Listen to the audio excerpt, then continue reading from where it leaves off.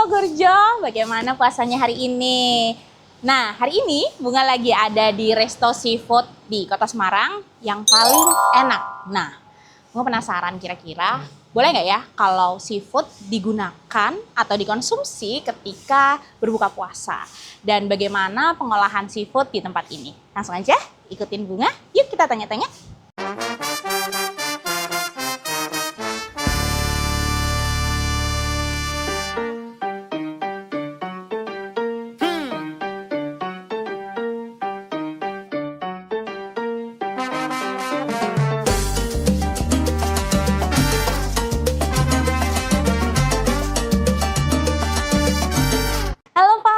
Halo, selamat sore Mbak. Dengan Bapak siapa?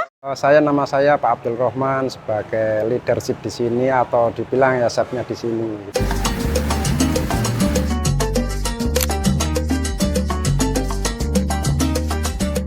Apa yang spesial sih Pak dari resto ini untuk seafood? Kalau untuk spesial untuk disebut Sentosa Semarang ini sebenarnya banyak ya. Tapi kita yang untuk yang menonjol lah intinya itu ya jenis kepiting, udang gitu. Jadi kita itu kepiting sini mayoritas tamu itu masak minta saus padang, terus saus sentosa gitu, bumbu sentosa gitu ya. Itu hampir mayoritas setiap customer pasti mintanya seperti itu gitu loh. Gitu. Itu yang menjadi best seller ya Pak di resto ini. Gitu ya. Tadi saya jalan-jalan, kemudian saya lihat ada live seafood langsung dari akuarium ya Pak. Ini satu hal yang saya menemukan sebagai keunikan ya Pak dalam resto ini karena customer bisa melihat langsung ya. Apakah itu diperbolehkan untuk langsung dipilih atau bagaimana bisa. Pak? Bisa langsung istilahnya customer bisa langsung memilih ke akuariumnya. Setelah milih nanti bisa langsung ditimbang langsung harga pun sudah tertera di kacanya itu kan sudah ada gitu ya. Jadi kalau untuk wilayah Semarang sini setahu saya itu untuk live seafoodnya baru ada di sini di Sentosa ini. Wah gitu. luar biasa banget. Ya, jadi untuk yang lain kayaknya belum ada gitu ya. Iya pertama kali ya ini di Kota Semarang. Nah kalau dari ada nggak Pak cara untuk membedakan bagaimana seafood yang fresh dan tidak fresh untuk dari Bapak Abdul sendiri? Kalau untuk membedakan jenis ikan atau udang yang sudah mati atau yang masih fresh itu sangat mudah sebenarnya. Kalau istilahnya kalau untuk ikan yang sudah mati itu dilihat dari warnanya aja udah kelihatan itu agak-agak busem gitu. Tapi kalau sudah yang masih fresh, masih hidup, itu agak bening, dimasak pun rasanya lebih enak, lebih rasa manisnya masih ada. Tetapi kalau sudah frozen, itu sudah sangat beda sekali gitu. Kayaknya rasanya itu kayak bantat seperti keras gitu loh Mbak ya, itu rasanya gitu.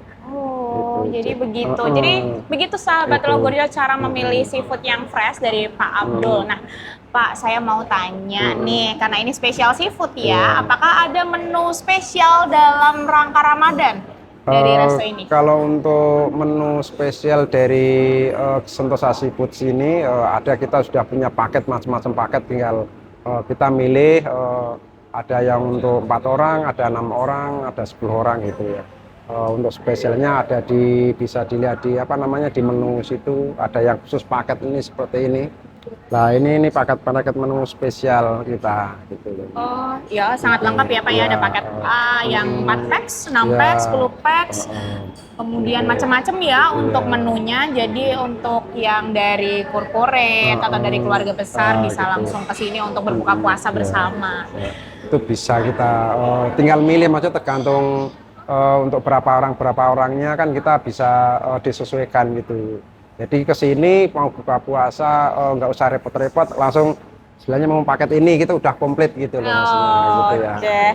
Dan ruangan ini saya lihat itu besar banget ya Pak ya, ini kapasitasnya mungkin sampai 100 orang lebih ya, bisa kurang ya. Lebihnya gitu. VIP kita juga banyak sampai VIP 10 kalau nggak salah ya. VIP 10 ya, gitu. wow.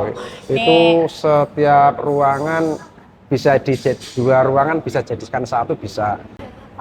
Terima kasih untuk Pak Abdul untuk bincang-bincangnya dengan saya. Nah, setelah ini kita akan mereview ya masakan yang sudah disiapkan ya Pak. Tadi ada udang saus padang, ada platter oyster platter. tiram, terus ada ikan steam Hongkong ada juga gitu loh. Itu masih banyak lagi yang lainnya, banyak pilihan, masih banyak sekali gitu. Oke. Nah, kita akan mereview 3 makanan ini bersama dengan dokter spesialis gizi klinik dari SMC Rumah Sakit Telogorjo dan bagaimana seafood bisa digunakan saat berbuka puasa.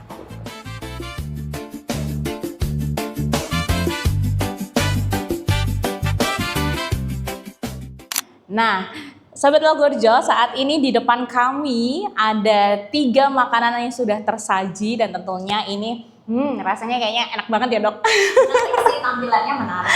Iya, dari tadi mata saya tidak bisa terlepas dari 3 makanan ini, Sobat Telogorjo. Jadi di sini sudah ada ini ikan kerapu ya, terus juga bersama dengan temannya ada kerang, ya tiram ya.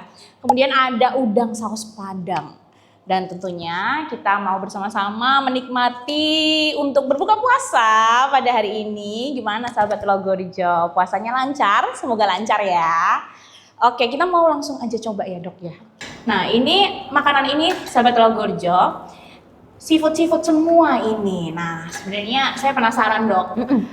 Ngobrolin soal puasa dan seafood ya dok. Seafood itu kan kaya akan vitamin ya. Jadi ada asam lemak, omega 3, terus juga ada protein tinggi, ada vitamin D, mineral, dan lain sebagainya yang kaya akan nutrisi yang tidak dimiliki oleh hewan yang hidup di darat. Kita ngobrolin soal seafood. Nah, kira-kira dok, kalau berpuasa sendiri ya dalam sehari puasa, kemudian saat berbuka, apakah dari seafood sendiri ini bisa memberikan energi yang baru ketika kita setelah berpuasa dok, dinikmati setelah berpuasa? Jadi sebetulnya seafood itu masuknya memang ke sumber protein ya hewani. Jadi memang seperti yang tadi udah disampaikan, memang tetap pasti kandungan proteinnya cukup tinggi. Jadi per 100 gramnya bisa mengandung 15 sampai 25 gram protein sendiri. Kemudian memang yang akan jarang diperoleh dari protein hewani yang lain itu ya salah satunya adalah omega 3 gitu, atau kemudian lemak yang tidak jenuh gitu. Seringkali kan justru yang dikhawatirkan Sobat Telogorjo mungkin dari kadar kolesterolnya. Wah, saya takut nih makan seafood karena kolesterol saya tinggi gitu kan. Iya banget, apalagi kalau habis makan seafood kenceng-kenceng ya kan dok. Kayak, aduh aku kenceng nih habis makan seafood, padahal enak banget. Jadi sebetulnya kandungan kolesterolnya juga tidak setinggi itu asal kita konsumsinya dalam jumlah yang wajar gitu ya. Kemudian memang seberapa sering sih kita konsumsi seafood gitu. Jadi asal dikonsumsinya tidak dalam frekuensi yang berlebih, terlalu sering begitu, atau kemudian jumlahnya pun juga wah berlebih gitu ya. Wah 1 kilo kerang dihabisin sendiri gitu kan ya. Otomatis kadar kolesterolnya akan meningkat signifikan. Tapi asal dikonsumsi dalam jumlah yang wajar, sebetulnya kandungan lemak tidak jenuhnya pun itu kita harapkan bisa kita serap tuh. Jadi memang rekomendasinya untuk makan ikan laut atau kemudian seafood yang lain pun juga sangat-sangat disarankan. Justru rekomendasinya minimal dalam 1 minggu itu bisa 2 kali lah gitu konsumsi ikan-ikan laut 2 kali sahabat Telogorjo. Berarti sahabat Telogorjo punya kesempatan dalam seminggu 2 kali untuk betul konsumsi seafood. Nah ngomong-ngomong, kalau tadi kan ya takut kolesterol ya dok ya pasti. Nah adakah kira-kira seafood mana sih yang lebih baik yang untuk dikonsumsi? Lebih baik seafood yang seperti apa? Ada nggak sih dok?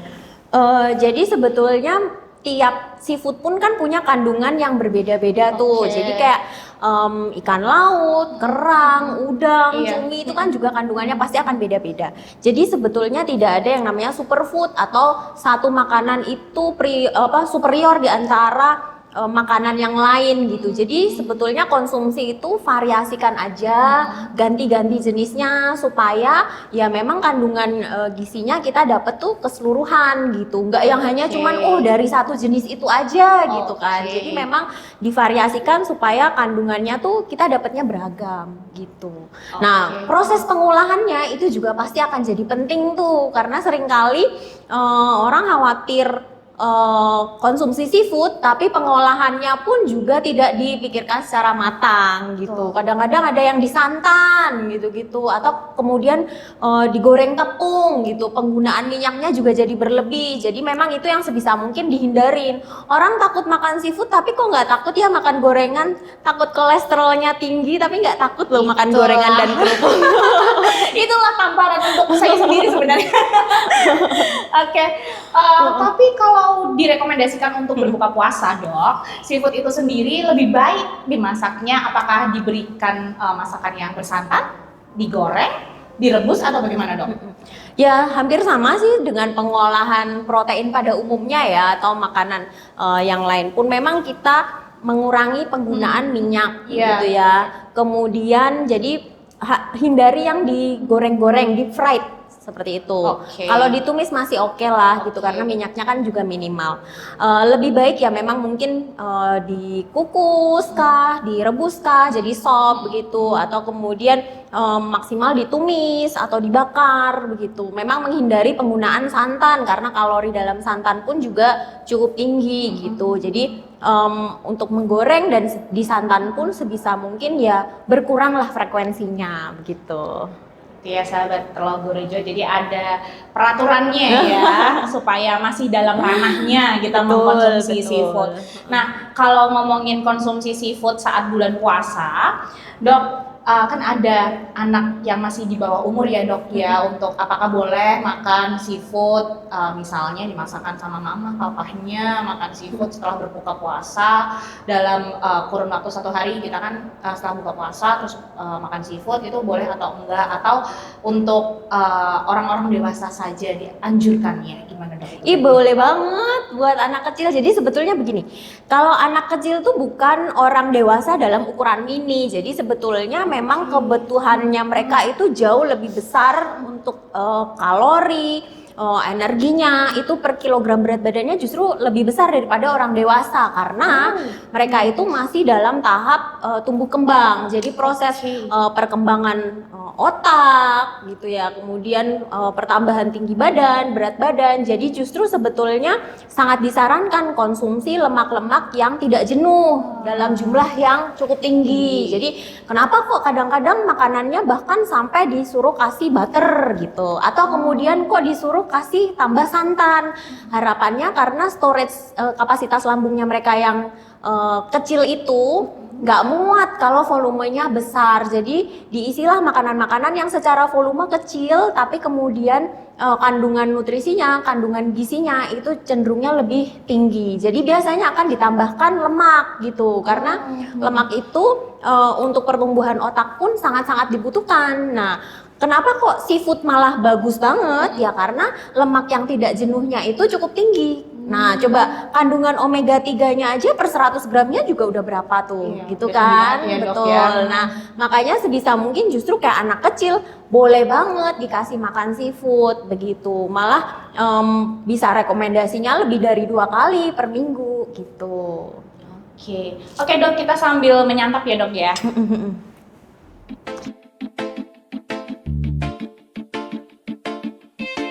Jadi enak ya, Dok.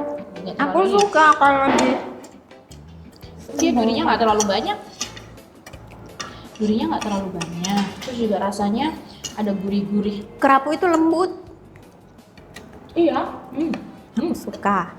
Oke, Dok, jadi 3 menu ini ada kerapu, steam Hongkong, terus ada plater oyster sama udang saus Padang. Ngomongin dari 3 makanan ini, Dok, kira-kira ini kandungan dari oyster sendiri itu seperti apa, Dok? Jadi memang kalau kerang tiram itu salah satu zat gizi yang unggul adalah kandungan zincnya, kandungan seng. Jadi memang salah satu yang kandungannya tertinggi nih gitu. Jadi di antara makanan yang lain kandungan zinc dari kerang tiram ini memang paling tinggi gitu. Dari 100 gramnya bisa mencapai sampai 80 atau 90 mg, di mana sebetulnya itu sangat-sangat memenuhi kebutuhan harian kita gitu. Jadi kebutuhan harian kita mungkin di antara sekitar 8 sampai 11 mg aja gitu. Jadi memenuhi kebutuhan dalam sehari bahkan lebih banget gitu. Jadi direkomendasikan banget ya dok ya. Betul, karena kan memang untuk makanan yang lain pun kandungan zincnya tidak setinggi kerang tiram ini gitu. Oke. Ngomongin soal kandungan zinc yang tinggi ya dok, untuk orang yang diet, apakah ini sangat direkomendasikan kalau berbuka puasa hanya menggunakan oyster ini sendiri? Kerang tiram ini?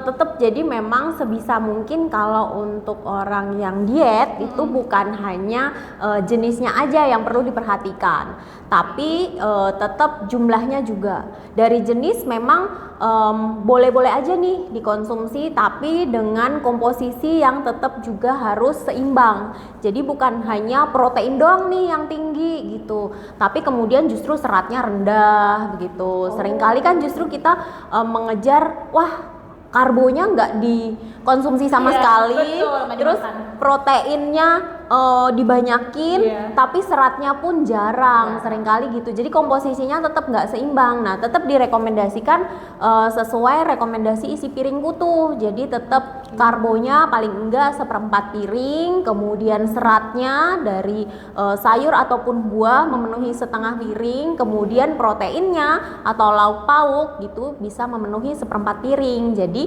ya kalau untuk konsumsi kerang tiram pun tetap sesuai rekomendasi tadi gitu. Jadi 100 gramnya mungkin bisa sebagai menu kita berbuka tuh gitu, dilengkapi dengan karbohidrat misalkan, kemudian serat juga yang cukup. Nggak tahu mitos atau fakta, tapi seringkali terdengar di masyarakat awam ya dok, kalau makan seafood itu nggak boleh minum jeruk karena menghalangi penyerapan seafood itu sendiri. Nah, itu sebenarnya gimana dok?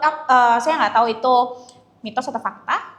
Tapi bagaimana dari dokter sebagai dokter spesialis gizi klinik menanggapi hal itu dok?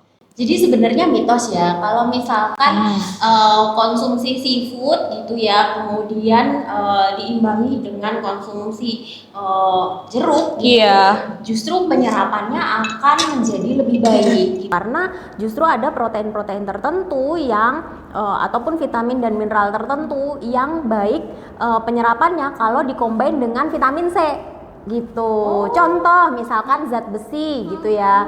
Zat besi itu kemudian akan penyerapannya justru meningkat dengan konsumsi vitamin C gitu. Nah, justru yang tidak disarankan adalah minumnya dengan teh ataupun kopi. Oke Sobat Logorjo, tadi sudah kita berbincang tentang persifutan duniawi ya dok. Apakah boleh dikonsumsi saat puasa, bagaimana cara mengonsumsi seafood yang baik, dan apa sih minuman pendamping yang tepat ya untuk seafood, dan kemudian apakah seafood juga baik untuk orang yang diet, bersama dengan Dr. Caroline Stella, spesialis gizi klinik dari SMC Rumah Sakit Logorjo. Dan sampai jumpa sahabat Logorjo di konten-konten yang selanjutnya. Saya Bunga dan juga Dr. Stella pamit undur diri. Wassalamualaikum warahmatullahi wabarakatuh. Sampai jumpa.